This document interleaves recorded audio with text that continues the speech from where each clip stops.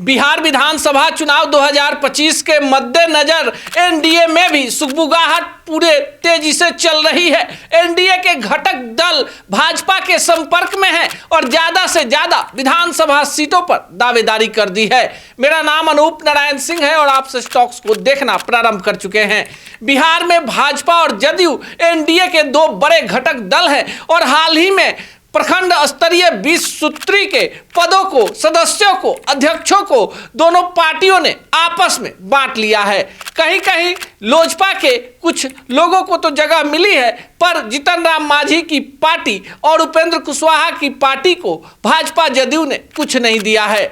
अब चूंकि विधानसभा के सीटों को लेकर सुगबुगाहट है और खबर है कि भाजपा और जदयू बराबर सीटों पर चुनाव लड़ेगी, ऐसे में चिराग पासवान ज्यादा से ज्यादा सीटें एनडीए से मांग रहे हैं। अब कितनी सीटें एनडीए से उन्हें मिलेगी ये तो नहीं पता, पर एनडीए के सूत्र बता रहे हैं कि भाजपा और जदयू कम से कम 110 सीटों पर चुनाव लड़ेगी। ऐसे में 243 सदस्यीय बिहार विधानसभा में 220 सीटें भर जाती हैं। बची 23 सीटों में चिराग पासवान, जीतन राम मांझी और उपेंद्र कुशवाहा को सेटल किया जाना है।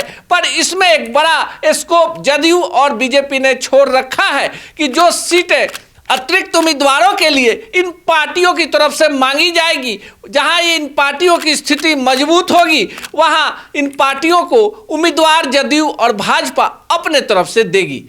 आपको बता दें कि एनडीए का ग्राफ फिलहाल बिहार में मजबूत दिख रहा है।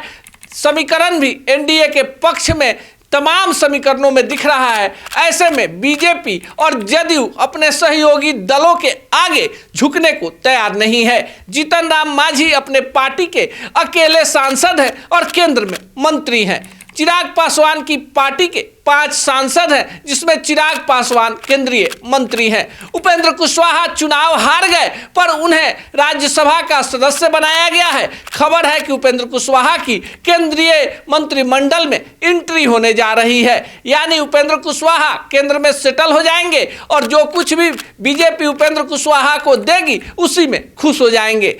रही बात चिराग पासवान की, तो 5 सीटों पर सांसद हैं, तो 30 सीटें तो चिराग की बनती है। अब इन 30 सीटों में अगर 20 सीट भी चिराग को मिलती है तो जीतन राम मांझी भी इतनी ही सीट का दावा कर रहे हैं।